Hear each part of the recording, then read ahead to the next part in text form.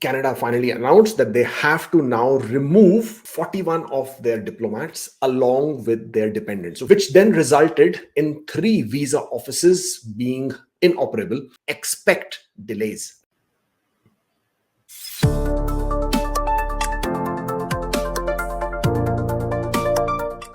Indian visa processing will slow down, according to the Canada's immigration minister. The Ministry of Foreign Affairs in India then indicated that there needs to be parity between the number of diplomats between India and Canada. And for that, Canada was asked to remove its diplomats from India. And based on that, they were given until 10th of October to remove, I think, about 41 of their diplomats. I think there was an ongoing discussion between Canada and India about this whole issue, as if they were coming to some sort of an understanding, but apparently not so. And therefore, on the 19th of October, which was a day before, Canada finally announced that they have to now remove 41 of their diplomats along with their dependents. So 42 dependents, 41 diplomats were removed from India because India stated that they will revoke the diplomatic immunity of these diplomats. Now, obviously, these diplomats work under a lot of pressures and circumstances, and if the diplomatic immunity has been removed, then there is a direct threat to their safety and security. And understanding that, these diplomats were removed along with the dependents from India, which then resulted in 3 visa offices being inoperable.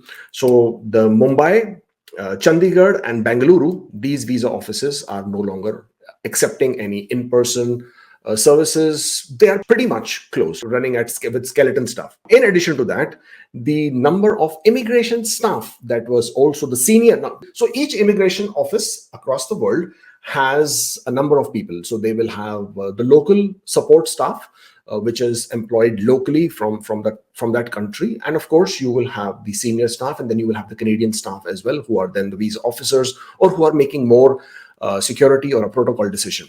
So IRCC, or other immigration minister Mark Miller, had to then announce that 27 staff is now reduced to only 5. So now there are only 5 Canadian staff who are still in India who are managing the consular operations. So what this is going to be doing is, this is going to be creating an issue where they will not be able to provide the immigration services to the Canadians as well as people who are applying for visas to India from India in the normal expected manner.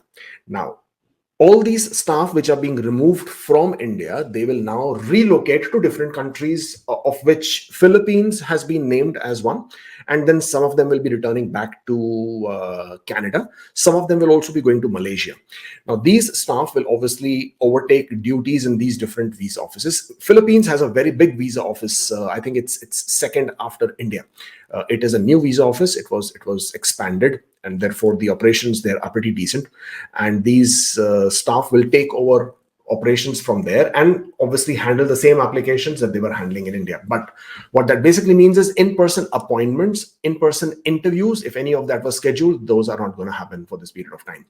Also, it will have direct impact on the visa stamping. So there are third-party services involved. So you will have VFS, you will have the medical centers. So those will continue to operate. So you can still complete your biometrics, no problem. You can still complete your medicals, no problem. You can also still deposit or submit your passports for visa stamping to the Indian, to the VFS office, also no problem. So these are the third-party services which will continue to operate under the normal circumstances. But once the passports are collected for visa stamping, they are then sent to the embassy. And once they're sent to the embassy, that is where the stamping happens. That is where the last stage background checks, security checks are conducted before your visa is issued. The counterfoil is printed and stamped on your passport. That is expected to get hampered. So if you have submitted your passports or are in the process of submitting your passports for visa stamping, expect delays. Now, I do not know how much of a delay, but expect delays. Don't expect the passports to come back to you in 10 days. Or 15 days. And by that note, please do not plan any of your travels. Don't book tickets until you receive your passport back in your hand with the stamped visa. So these things you have to take into consideration. Applications that are going to be processed in India. So which kind of applications get processed in India? A number of temporary residence visas get processed in India. For example, visit visa applications. Not all of them, some of them. A lot of visit visa applications actually get directed to the offices in Canada, but some of them do get directed to the visa offices in India. Those will be impacted. Any applications for PRTD, permanent resident travel document, those will be impacted. Any applications for any humanitarian and compassionate grounds for PRTD or for any other claims that you might be making with the counselors, those will be impacted if it is submitted through the Indian visa office. What will also be impacted would be PR applications for spouses if submitted or rather if handled by the operations in India. What will also be impacted, the non-SDS study permit applications. Non-SDS study permit applications are usually processed by the local visa offices, not by the central visa offices in Canada, like it could be in Nova Scotia or CPC Ottawa. Those will all be handled, or rather those are all handled in local visa offices, again in this case India, so those will also get impacted. For anybody else who's not in India, if you are in Middle East, even if you're an Indian in a different country, your application is absolutely fine. It will get processed normally.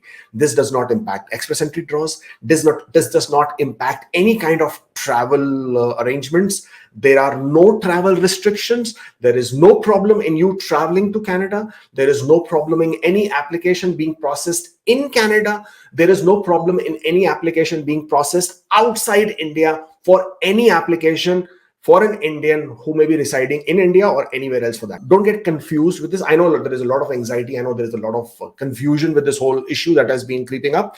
But if you are an Indian, if you are traveling to Canada, there is no problem. If you are an Indian, you're submitting an application, but your application is not being processed in India, it is not going to be a problem. Also, because now it is already known that there is a problem with the Indian visa offices and its operations, therefore, most of the applications that you are now submitting, those will probably get diverted to different visa offices or to Canada, because there's no point in diverting applications to a visa office which is already under backlog and has severe backlog issues and is already impacted. So if you're submitting any new applications now, expect a bit of delay, but don't expect that it will be handled in India. It will be redirected. But wherever it will be redirected, keep in mind that those will also have its own backlog. And now they are getting more applications from India. So the backlogs increase, so the time processing will increase. That will happen. It's automatic. It's understandable. Thank you, everybody. Thank you for joining in. I really appreciate you having taken the time. If there are questions, and there are plenty of questions I haven't been able to answer, please post them in the comments section below. I will be very happy to come back and take a look at it. Until then, we see you next time. Stay safe and take care.